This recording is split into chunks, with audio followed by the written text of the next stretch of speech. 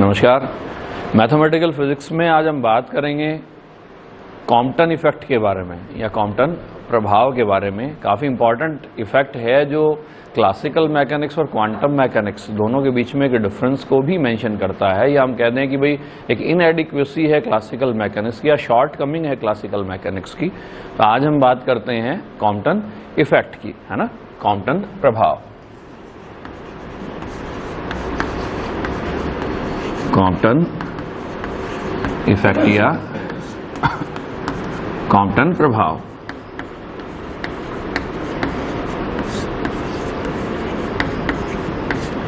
ठीक है, कॉम्पटन प्रभाव देखो सीधी सी बात कहता है कि जब कोई एक्सरे फोटोन किसी टारगेट के लूजली बाउंड इलेक्ट्रॉन से इंटरेक्ट करता है, उसके ऊपर इंसिडेंट होता है और उससे रिएक्शन करके यानी अपनी एनर्जी का कुछ पार्ट उस इलेक्ट्रॉन को ट्रांसफर करके अगर किसी पर्टिकुलर डायरेक्शन में डेविएट हो जाता है या स्कैटर हो जाता है, तो जो स्कैटर्ड एक्सरे फोटोन है उसकी एनर्जी इंसिडेंट फोटोन की एनर्जी के कंपैरिजन में कम मिलती है, या स्कैटर्ड फोटोन की फ्रीक्वेंसी इंसिडेंट फोटोन की फ्रीक्वेंसी के कंपैरिजन में कम होती है, या स्कैटर्ड फोटोन की वेवलेंथ जो है वो इंसिडेंट फोटोन की वेवलेंथ के कंपैरिजन में ज्यादा होती है ना। तो परिभाषा सीधी सी आती है कि when a X ray photon interacts with a loosely bound electron of a target and get scattered in some direction, then the wavelength of scattered photon should be greater than the wavelength of incident photon. जब कोई एक्सकिरण photon किसी लक्ष्य के शिथिलबद्ध मतलब outer most shell का electron हो गया जो लूजली बाउंड इलेक्ट्रॉन है, किसी लक्ष्य के शिथिलबद्ध इलेक्ट्रॉन से टक्कर करके प्रकीर्णित होता है, तो प्रकीर्णित फोटोन की आवृत्ति आपतित फोटोन की आवृत्ति से कम या प्रकीर्णित फोटोन की तरंगदैर्ध्य आपतित फोटोन की तरंगदैर्ध्य से अधिक पाई जाती है। इस प्रभाव को हम क्या कहते हैं? कॉम्पटन प्रभाव कहते हैं। तो हमें कॉम्पटन डिस्प्लेसमेंट के लिए एक फॉर्मूला हमें डिराइव करना है, और मेथड हमारे पास कौन सा, जो टॉपिक हम पढ़ रहे थे 4 वेक्टर फॉर्मुलेशन का, जिसमें हम पढ़ रहे थे कंजर्वेशन ऑफ 4 मोमेंटम। तो 4 मोमेंटम के मेथड से हमें कॉम्पटन इफेक्ट के लिए एक्सप्रेशन हमें कैलकुलेट करना है। तो मैं कह दूं कि भाई सपोज दैट एक एक्सरे फोटोन आया, एक फोटोन आ गया, ये एक फोटोन आ गया एक्सरे फोटोन, उसने किसी एटम के लूजली बाउंड इलेक्ट्रॉन से क्या करी, टक्कर करी, है ना। जो इस इलेक्ट्रॉन को देखो इंसिडेंट फोटोन ने अपन ने एक्सरे फोटोन लिया, तो एक्सरे फोटोन की एनर्जी जो इलेक्ट्रॉन हम ले रहे हैं, इलेक्ट्रॉन की रेस्ट मास एनर्जी है या इलेक्ट्रॉन की कोरस्पॉन्डिंग जो एनर्जी होगी उसके कंपैरिजन में बहुत ज्यादा होगी। इसलिए इसकी एनर्जी ज्यादा होने के कारण इस इलेक्ट्रॉन को इस एक्सरे फोटोन के कंपैरिजन में स्टेशनरी माना जाता है या स्थिर माना जाता है। वैसे किसी भी एटम में इलेक्ट्रॉन है कभी भी स्टेशनरी या कभी भी स्थिर अवस्था में नहीं होता, वो एटम के न्यूक्लियस के चारों ओर क्या करता है, हमेशा चक्कर लगाता रहता है। लेकिन एक्सरे फोटोन की एनर्जी इसकी एनर्जी के कंपैरिजन में बहुत ज्यादा होती है, इसलिए इस एक्सरे फोटोन के कंपैरिजन में इस इलेक्ट्रॉन को स्थिर माना जाता है। तो ये हमने कह दिया कि भाई हमारे पास एक एक्सरे फोटोन आया और उसने क्या किया, इस इलेक्ट्रॉन से टक्कर करी, और टक्कर करने के बाद सपोज दैट एक्सरे फोटोन है वो इस डायरेक्शन में क्या हो गया, स्कैटर हो गया। ये इसकी कौन सी डायरेक्शन आ गई, ये इसकी इनिशियल डायरेक्शन आ गई, ठीक है। और ये अपन ने कह दिया यहाँ इस तरीके से, ये हमारे पास क्या आ गया, एक इलेक्ट्रॉन आ गया, और टक्कर करने के पश्चात सपोज दैट इलेक्ट्रॉन जो है वो इस डायरेक्शन में रिकॉइल हो गया, या इस डायरेक्शन में उसको अपन ने मेंशन कर दी।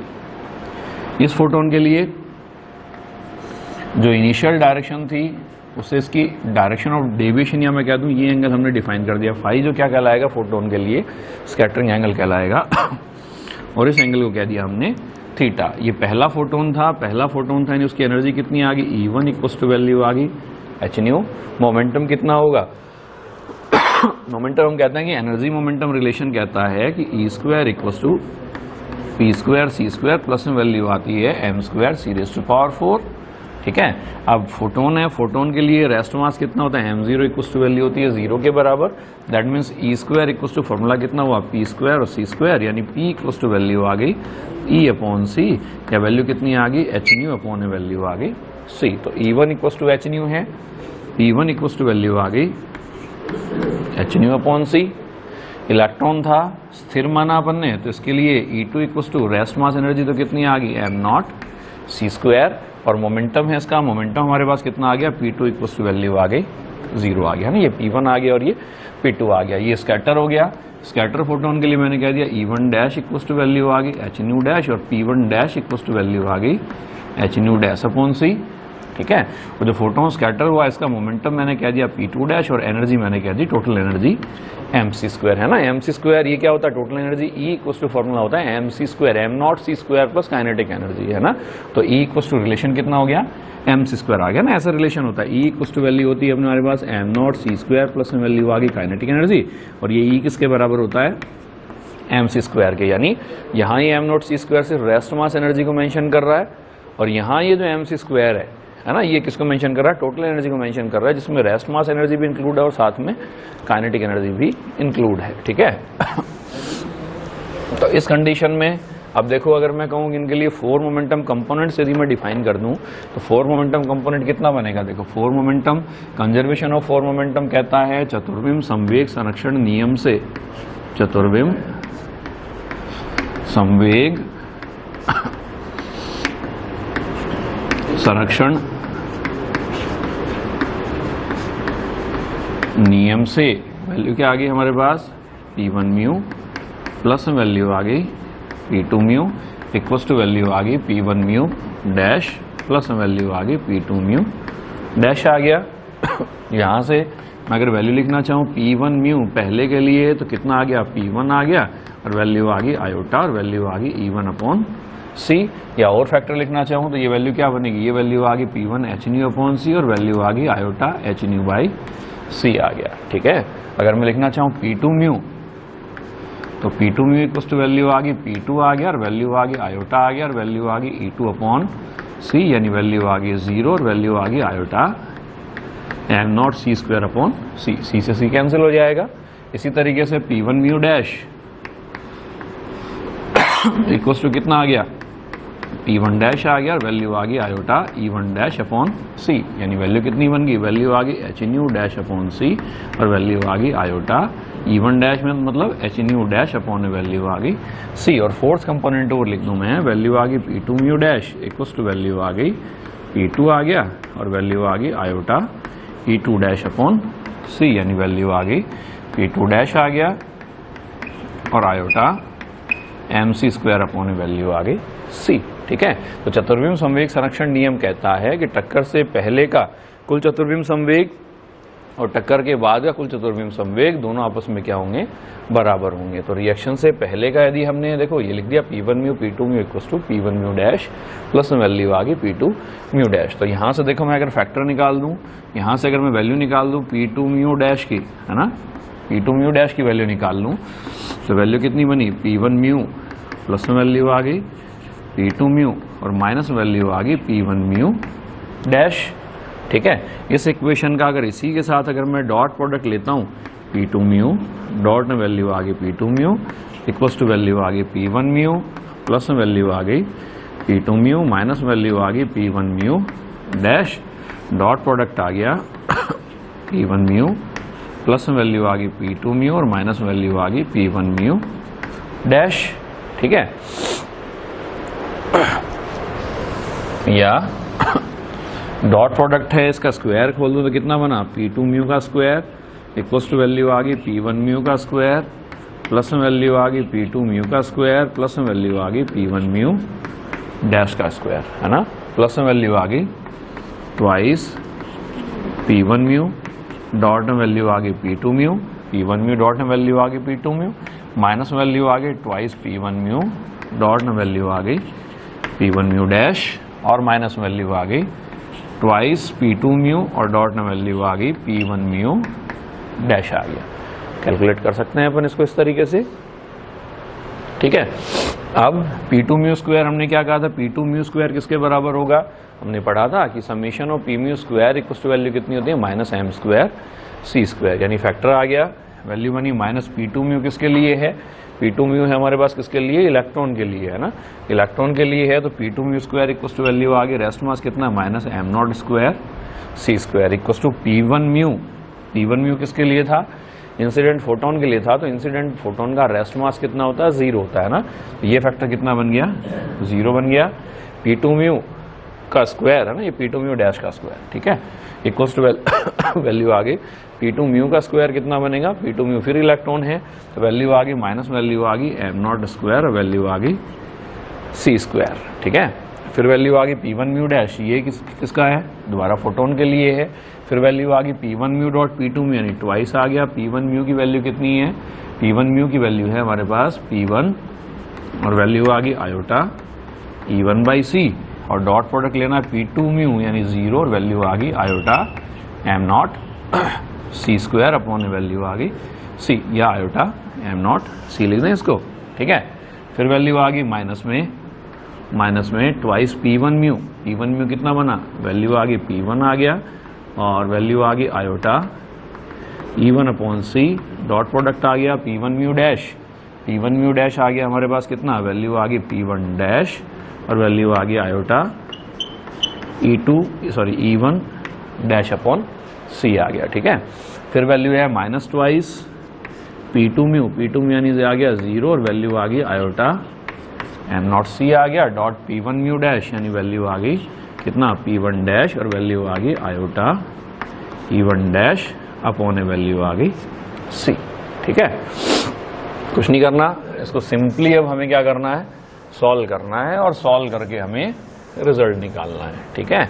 अब देखो डॉट प्रोडक्ट यहाँ हमारे पास डॉट प्रोडक्ट हम ले रहे हैं, डॉट प्रोडक्ट जब हम हटाते हैं तो हमारे पास क्या आता है, कोस ऑफ थीटा, किन्हीं भी दो वेक्टर क्वांटिटीज का dot product A dot B equals to value होती है A B cos of theta के बराबर। तो देखो इसको मैं सॉल्व करूं तो वैल्यू क्या बनी, एम नॉट सी स्क्वायर से M not C square cancel हो गया पहली बात, इधर वैल्यू क्या बनी, ये तो आ गया 0, ठीक है, इक्वल्स टू ये फैक्टर कितना बनेगा P1, रियल से मल्टीप्लाई होगा और इमेजनरी से मल्टीप्लाई होगा, तो वैल्यू कितनी बनेगी, देखो E1 इक्वल्स टू कितना है एच न्यू, तो मल्टीप्लाई करेंगे, सॉरी ये सी आएगा ना, है ना, अपॉन सी और था, ठीक है, मल्टीप्लाई करेंगे तो वैल्यू कितनी बनेगी, आयोटा स्क्वायर तो कितना बना -1, आयोटा स्क्वायर -1 बन गया, सी से सी कैंसिल हो गया तो E1 इंटू एम नॉट आ गया। E1 किसके बराबर है, E1 था किसके बराबर, एच न्यू के बराबर था, बाहर सिंबल किसका था, प्लस था, आयोटा स्क्वायर कितना बन गया, माइनस बन गया, तो वैल्यू आ गई माइनस, वैल्यू आ गई ट्वाइस और वैल्यू आ गई एम नॉट और वैल्यू आ गई एच न्यू, ठीक है।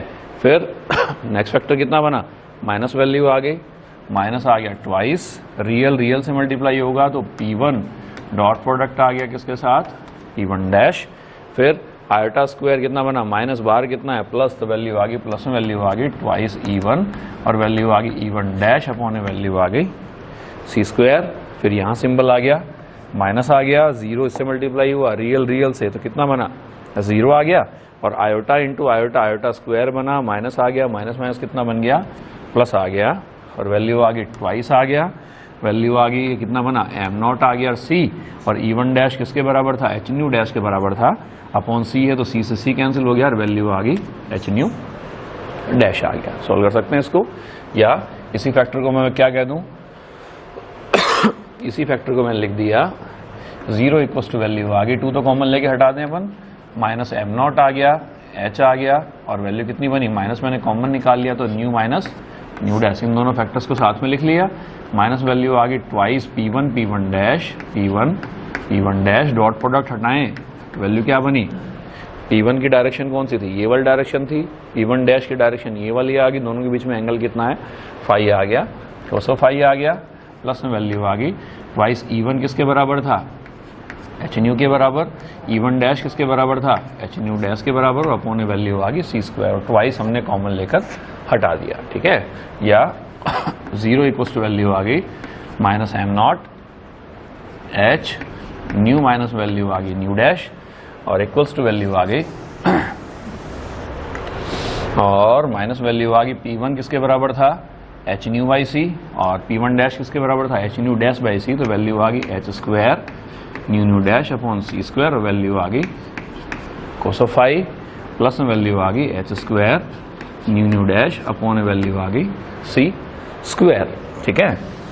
अगर देखो मैं इसको और सॉल्व करूं, सिंप्लीफिकेशन करूं, सिंपल डेरिवेशन है, और सॉल्व करें तो वैल्यू क्या बनी, एम नॉट आ गया, एच आ गया, वैल्यू आ गई nu minus nu dash equals to value आ गई H square nu dash upon C square, common आ गया और वैल्यू आ गई 1 माइनस वैल्यू आ गई कोस ऑफ फाई, एच से एच कैंसिल हो गया, या वैल्यू कितनी आ गई, न्यू माइनस वैल्यू आ गई nu dash equals to value आ गई H upon M not C square, और अपॉन वैल्यू कितनी आ गई, अपॉन वैल्यू आ गई न्यू डैश, और इंटू वैल्यू आ गई 1 माइनस कोस ऑफ फाई, ठीक है। या इसी को क्या लिख सकता हूं, देखो मैं काफी इंपॉर्टेंट इक्वेशन हमारे पास 1/न्यू डैश माइनस 1/न्यू इक्वल्स टू वैल्यू आ गई h अपॉन ए वैल्यू आ गई m not C square 1 minus value आ गई कोस ऑफ फाई। ठीक है ना, बार बार काम में लेंगे हम इस इक्वेशन को। इस इक्वेशन को डिफाइन कर दिया हमने इक्वेशन नंबर फर्स्ट। ठीक है, अब देखो रिलेशन हम कहते हैं किसी भी फोटोन के लिए फ्रीक्वेंसी और वेवलेंथ के बीच में, है ना, फ्रीक्वेंसी और वेवलेंथ के बीच में रिलेशन क्या होता है कि दोनों एक दूसरे के इनवर्सली, है ना, प्रोपोर्शनल होते हैं ना। तो यानी न्यू इक्वल्स टू फॉर्मूला होता है हमारे पास सी अपॉन लैम्डा के इक्वल, है ना, nu equals to C upon lambda. Formula पढ़ते हैं अपन, nu equals to C upon lambda या न्यू डैश इक्वल्स टू कितना बना, सी अपॉन ए वैल्यू आ गई लैम्डा डैश। वैल्यू पुट करें इस इक्वेशन में 1/न्यू डैश तो कितना बना, lambda dash upon C minus lambda upon C equals to value आ गई h upon M not C square और इंटू वैल्यू आ गई 1 माइनस कोस ऑफ फाई। ठीक है, c कॉमन लेकर c भी कैंसिल कर दें, वैल्यू आ गई lambda dash minus lambda equals to value आ गई h अपॉन ए वैल्यू आ गई एम नॉट सी और वैल्यू आ गई 1 माइनस कोस ऑफ फाई। ठीक है, तो लैम्डा डैश माइनस लैम्डा ये हमारे पास कहलाता है Compton displacement delta lambda equals to h upon M not C और h upon M not C जो है ये कहलाता है हमारे पास कॉम्पटन वेवलेंथ। 1 माइनस वैल्यू आ गई कोस ऑफ फाई। अब देखो कोस फाई की जो वैल्यू है, कोस फाई की जो वैल्यू है वो हमेशा या तो क्या होगी, 1 से छोटी होगी और या फिर क्या हो सकती है, 1 के बराबर हो सकती है। यानी इसकी वैल्यू कभी भी 1 से ज्यादा नहीं हो सकती। इसका मतलब डेल्टा लैम्डा जो है, डेल्टा लैम्डा हमारे पास डेल्टा लैम्डा जो है यानी लैम्डा डैश माइनस लैम्डा जो है इसकी वैल्यू हमारे पास कैसी बनेगी, हमेशा ग्रेटर देन इक्वल्स टू 0 बनेगी। इसका मतलब लैम्डा डैश की जो वैल्यू है वो ग्रेटर देन इक्वल्स टू क्या हो सकती है, लैम्डा हो सकती है, कम नहीं हो सकती। इसका मतलब जो स्कैटर्ड फोटोन है उसकी वेवलेंथ जो है वो इंसिडेंट फोटोन से कैसी मिलेगी, या तो उसके बराबर हो सकती है या उससे ज्यादा हो सकती है। दूसरी बात, लैम्डा सी जो है ये हमारे पास कहलाता है Compton wavelength, Compton wavelength. Lambda C equals to value आ गई h upon M 0 C equals to 6.63 into 10⁻⁻34 upon a value आ गई M not 9.1 into 10⁻31 into 3 into 10⁸8। Value solve करें तो कॉम्पटन वेवलेंथ आती है, वैल्यू आती है हमारे पास 0.0242 एंगस्ट्रॉम। ठीक है, तो ये जो फॉर्मूला हमारे पास आ रहा है ये कहलाता है हमारे पास कॉम्पटन डिस्प्लेसमेंट को मेंशन करता है। इंपॉर्टेंट रिजल्ट क्या आता है, इंपॉर्टेंट रिजल्ट आता है कि Compton displacement depends only upon the scattering angle, है ना। यानी जो कॉम्पटन विस्थापन है वो सिर्फ और सिर्फ स्कैटरिंग एंगल पर डिपेंड करता है, बल्कि जो नेचर ऑफ स्कैटरर है जिसने इस फोटोन को स्कैटर किया उसकी नेचर पर डिपेंड नहीं करता। यानी कोई भी हमारे पास स्कैटरर हो जिससे एक्सरे फोटोन यदि स्कैटर हो रहा है, कोई भी क्रिस्टल हम ले लें, उस कंडीशन में उस क्रिस्टल की नेचर के ऊपर इस फोटोन की जो वेवलेंथ है वो उसकी नेचर पर डिपेंड नहीं करेगा, सिर्फ और सिर्फ डिपेंड करता है किसके ऊपर, स्कैटरिंग एंगल पर डिपेंड करता है ना। तो इसी फॉर्मूले से देखो मैंने कह दिया कॉम्पटन वेवलेंथ लैम्डा सी जो है, लैम्डा सी की वैल्यू आ गई 0.0242 एंगस्ट्रॉम। अब इसमें कई डिफरेंट केस हम डिफाइन कर सकते हैं। अलग अलग केस अगर मैं लगा दूं, सपोज दैट थीटा की वैल्यू, फाई की वैल्यू अगर मैं वेरी कर दूं, फिर फाई की वैल्यू सपोज दैट मैं 3 केस ले लूं। अगर मैं कह दूं फाई इक्वल्स टू 0 है, दूसरा केस मैंने कह दिया फाई इक्वल्स टू 90 डिग्री है, और तीसरा केस मैंने कह दिया फाई इक्वल्स टू 180 डिग्री है। अगर फाई इक्वल्स टू 0 है that means cos phi equals to value कितनी बनी, 1। कोस फाई इक्वल्स टू 1 तो 1 माइनस 1 इक्वल्स टू कितना बना, 0 बना। That means delta lambda equals to value कितनी बनी, 0। That means lambda dash equals to value आ गई लैम्डा। यानी स्कैटर्ड फोटोन और इंसिडेंट फोटोन दोनों की वेवलेंथ क्या होगी, सेम होगी। इसका मतलब कॉम्पटन इफेक्ट जो है वो हमको दिखाई नहीं देगा, है ना।